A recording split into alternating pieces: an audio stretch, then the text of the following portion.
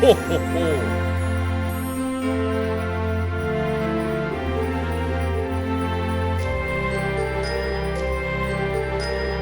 A headhunter is a very specific manifestation of negative emotion, blind rage. As such, the resulting undead possesses immense power, but becomes rather difficult to control. They are still the minion of choice for any necromancer who prefers hearing the dying screams of their enemies over the chatter of the supposedly silent dead.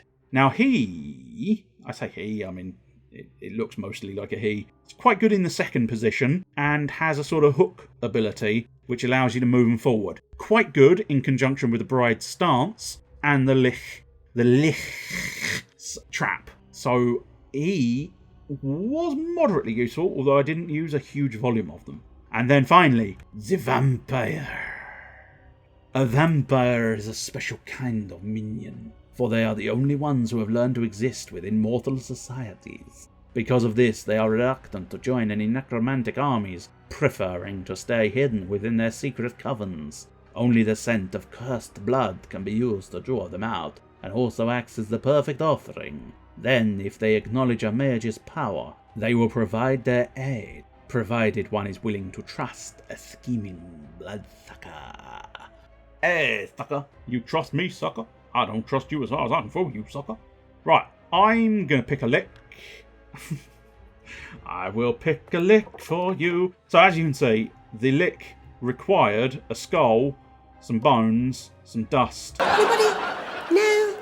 Dust. And some rags to build. And it's automatically sort of picked the best components available for building. It's quite a good system. It's moderately intelligent. And there we go. We now have a lick. Now, what we want to do as well is I want to pop to the graveyard. And the first thing I would rather like to get open is the mortuary. Which... Oh, the mortuary's already open. Oh, interesting. No. How weird. I wasn't expecting the mortuary to already be open. I thought I would have to open the mortuary myself. But in the graveyard, you've got the dead lake. So you need a banshee to build the dead lake and some of these artifact soul things, whatever they called them. The Abode of Wrath needs a Dark Knight, and that is sacrificing a Dark Knight for the library and other bits, a Spectre for that. But I don't actually need... I need a Spectre to sacrifice to get 2 slots, which might not be a bad idea if I can afford to build a Spectre. Can afford to build a Spectre. I don't necessarily want to build a good Spectre. It's not going to be a good Spectre anyway, so fuck it. 1 Spectre, and now let's upgrade my mortuary by placing a Spectre in there. Build that. Bada bing! I now have an improved mortuary. Basically, in the mortuary, you shove a person in the mortuary and they restore their vigour. But it only applies once you gain a victory in battle. So each battle you do, you can place them in the thing and then they'll do their thing. Right, what we're going to do is we're going to replace the skeleton with the lich. And at that point, I think it's probably time, unless I've got some artifacts. Oh, I do have an artifact. The Amulet of Protection. Ah, that's cool. Minions made up of 4 uncommon parts or more gain additional 20 vigour during battle. So that's probably dependent on precisely which colour uncommon is, and I don't 100% know. We're looking creation.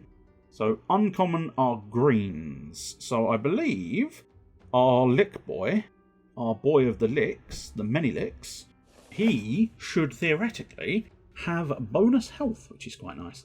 The one thing I'm not keen on, although I quite like the idea, I'm not quite keen on the execution at the moment, but you've got, these are actual battle squads. Now, what I tend to do when I was playing this previously, I just stick to Battle Team 1 and start swapping them out and around. So he will gain health whilst he's hanging out, not battling. But, I mean, I can see how this is useful. I just didn't feel I needed it. And before moving on to any step of the map, every single time you have to pick a team. And I don't know, that's one of those ones where it's like, as I say, there's benefits and negatives. I do like it, but also not so much. You are very, very useful.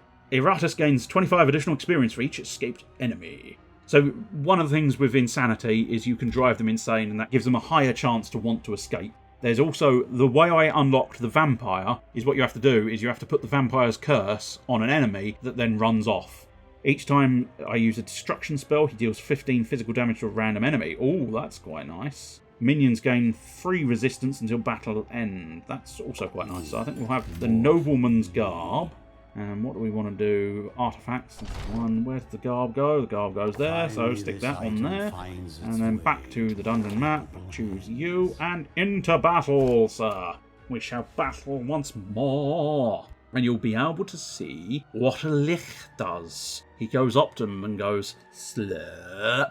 And potentially adds paralysis, I think. I'm referencing Pokemon for a moment there. Sinister Stance. Well, that's inconvenient. I should probably focus on that guy, but I'm not going to be able to kill him with the Bride, so I think he's going to get away with it this time. As you can see, I usually do the buff first. It's useful.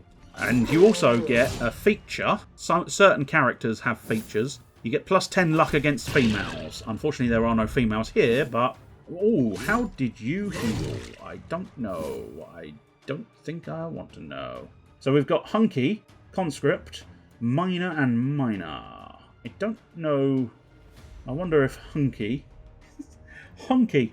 That's what it says. Right, what we got? Command the Undead. No. Toxic Cloud could be useful, but I think for now we will do a magical attack on a random enemy.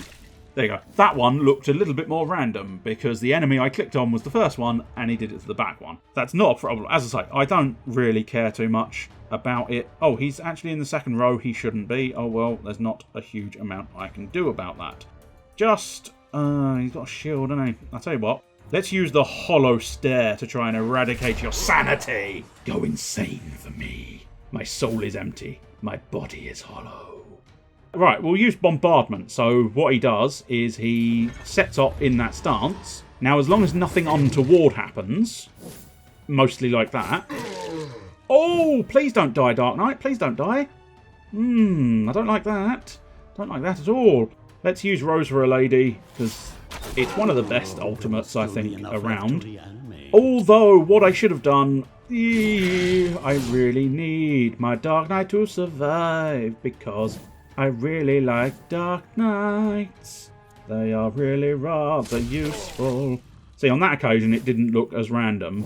Should have saved it. Got to wait quite some time. Okay, I don't really have a defense mechanism. Okay, I will just explain why I'm loath to use the Heartless Slash, because you might be thinking, well, he's low on health. Wouldn't you want to use that? He has a shield here. And that shield, unless I crit him, that shield will block the Heartless Slash. Just completely. So, I don't know what I want to do at this point. I could try and stress him again. Yeah, go on, we'll try and stress you again. Try and unleash some insanity. Nope, apparently not so much. Hey, thank you for missing. What I really need... good, my wrath is rising. Here we go. Bombard! Bang, bang, bang, bang. So we've now broken his block. But that's what it does. It does a load of physical attacks 4 times at the beginning of his next turn. Now that can be knocked out by stance removal, and if he's pulled to the front, he won't be able to do it because he can't do it from the front.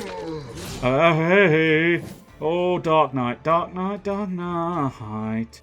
Please don't die. I'm going to target that guy because she can, and I was fairly confident it was going to kill him. Unfortunately, what I should have done... Oh, no, Dark Knight! Dark Knight! Oh, why did you have to die? Oh, well. Gives me a chance to use skeletons. And I've never used a skeleton before, so... Oh, that's literally a skeleton. Okay, I thought it was going to be a special skeleton. That's not a problem. I don't care that much. Right, so... Buckshot volley, because there's multiple of them, and I did not kill that front guy. I'm very disappointed by that. I should be able to get the skeleton back to the front, which is what I kind of want. Although, what I might do at the moment is fire that off, and boom. This one voided its bowels just as it died. Ew, your skin will look so fine sewed upon me. Yes, so I can show them their place and run towards them and then be at the front position. Please don't kill the skeleton now. I don't know if I get to keep... vanishes at the end of battle. That's why I suppose it might be something they can improve upon. Might be something they don't want to improve upon. But I kind of wouldn't have minded seeing the Lich summon a unique unit. That would have been perhaps a little bit more interesting and fun. But, you know, the skeleton will suffice for now. Hopefully I can rebuild a Dark Knight and then not lose that Dark Knight immediately. Now, do I want to use Wrath? Not 100%, really, but oh well. Best to kill it and build my Wrath next time. I mean, I literally just said best to kill it. So, why is it still alive? Why is it still alive? You won't fail me, Bride Iratus. No, you would never fail me. But unfortunately, my Dark Knight really did very much fail me, and that's disappointing. And as we can see, they gain experience, and the Bride has now leveled up. Now, one of the more useful things the Bride has is the Warning Shot, which can be upgraded. No, not that way. Upgrade to You Won't Get Him, because the interrupts stances is incredibly useful. So we will upgrade that. And then, do you know what? I'm going to rename her the name I used last time, which was Irina. I don't know specifically why. I've been playing lots of games recently that feature the character Irina. D&D, The Curse of Strahd, has Irina in it, and Last Remnant. Irina! Has Irina in it as well. So yes, what do I want to do with you, sir? The bombardment could be quite beneficial, because although usually I stick him in the second slot, so it might be better to focus on one of these. Ignores armour, that's not a terrible thing. That's just straight damage improvement, yeah. Oh, plus it actually ends up attacking everybody. Ah. Yeah, I'm going to have a go at that. And I said I was going to name him 10 points to the person who understands why I've named my zombie Rob. Right. Now, important thing. Oh, yes! I've got enough for a new Dark Knight. What I might do is first, we'll go to Alchemy. And I wasn't paying attention to precisely what the Dark Knight required, but any upgrades will be well worth it. I'm so annoyed that my Dark Knight died, because I played through the game last time and I had the same Dark Knight from start to finish. Well, I think actually you may not have started with the Dark Knight. I think I did create my Dark Knight, but nonetheless, he was in it pretty much the entire way, and I can't believe he died immediately first time. What we need to do, I'll give him his name from the last session. Genuinely, don't ask where I got the name Valadar from. No clue. It just suddenly came to me and I wanted the Dark Knight Valadar. And that was it, really. Right. Surgical Practice requires 2 points. Those Architect Souls, I don't know. Didn't find them that useful. They're mostly for the graveyard, and a lot of the graveyard I didn't use. Possibly at this point with sort of like a huge amount of stuff. That's very useful. Transplantation is very useful. What that means allows you to replace parts in a minion with higher qualities of the same type. So what I can do is with Mr. Rob Zombie, what I can do is piece of flesh. It's only the basic flesh. This flesh gives him +2 attack and +2 dread. What I can do is I can drag and drop it on top and improve that. Can I improve the blood as well? I can. +3 accuracy, might as well improve his blood. Can't improve anything else. That's not a huge problem. Do I have any items? No, I don't. I suppose take that off. That's it. But without transplantation, they've got like dirty great X's across them, and they don't allow you to do anything. Is it? There's nothing more major there. Oh god, that lick took a bit of a pasting, but he's kind of near the back. I think I can choose a battle squad. I think what I'll do is I'll replace the skeleton. I'll put the skeleton in and take Rob out. I'll take a chance on the lick, but as suggested by the increased difficulty level, this is more difficult than previous occasions when I was playing it. Not by much, I don't think. It's difficult to say, but still. The unmistakable sound of a human being rended apart draws your group's attention to a small cavern where a gruesome monster is feasting upon its prey in a bout of carnivorous gluttony. It has the face and shape of a lion, but its eyes are grown over by flesh, and eye stalks protrude from where its mane should be. Rather than paws, the creature has human-like hands that it uses to handle its food. Order the beast killed. Only a 40% success rate. Failure is 60%. Not great odds. Never tell me the odds. Retreat back without alerting the creature. Nothing happens. Ah, fuck it. Let's try and kill it. You don't have to do this to impress me. Oh, took a pasting. Took a pasting. The beast moved instinctively, mauling the undead that tried to encircle it. However, when it realised that your numbers were superior, it performed a great leap over the heads of your minions and rapidly disappeared into the surrounding darkness. I mean, that doesn't sound like a failure, but it also doesn't exactly sound like a success. So I don't necessarily think that was a wise idea. What I think we're going to end up doing, though, is possibly trying to create something new. I have nothing new. Okay, so let's go to the graveyard. Let's put the lick in the graveyard and then bring the zombie out as hopefully, you know, it's going to survive this next encounter. Unfortunately, that yellow frame, or gold frame, depending on your interpretation, that is a elite enemy. You can see he's got slightly fancier... Oh, don't hit me like that, please, sir. Also, you've just seen the Taskmaster, Greg Davies, in mining form. He sort of has the ability... Yeah, he kind of whips them and gives them extra accuracy, it would seem, and extra damage. But also, they recover sanity when he dies, because I'm assuming he's such an arsehole. They just go, oh, thank God, somebody killed the arsehole. I'm so very pleased at this. Let's just try double smiting. I think just try pounding away at them until they die. This is the best thought I've had. Okay, so that Sinister Strike I don't really want to deal with. So ideally I'll kill him first, but I do have my newly formed strategy for dispensing of stances, because if he's no longer in the stance, he can no longer do it. There's a trap there, that's inconvenient. So if any of my team move onto that space now, they will meet an unfortunate fate by engaging that trap. What we'll do there, break him with the stance, a little bit of sanity damage, and he has now gone insane. Let's see if we can just find out precisely what that's doing. Cowardice. Oh, he's gone into the fucking same stance as well. So yeah, the chance to flee increases by 20% before the beginning of their turn. Deals stress damage to all allies. That's always quite useful. Equal to 20% of their current remaining sanity. Oh, this is not great news. Let's do a physical attack on him. I don't honestly know if he's normal attack or he's double attack. Obviously, this isn't actually the skeleton I'm showing it on anymore, but the skeleton's got like a single strike or a double strike. Now, if they've got shields, it's often well worth... Ah, the abyssal hunger. I hunger for you. I wish you'd actually done the move when I asked you to. That is why the Dark Knight is quite difficult to kill, because you can see he just suddenly got his entire health bar back because of the abyssal hunger. It's unfortunate. What I should have done in the last battle, I should have not used the bride's fancy shit in order to save up for his fancy shit. Right, so yeah, you've got 80% of damage ignoring armour, or you've got 50% of the damage but twice. So you've got 20 to 22 or 16 to 18. But 16 to 18 that's actually ignoring their armour, but as far as I can tell, they potentially don't actually have any armour.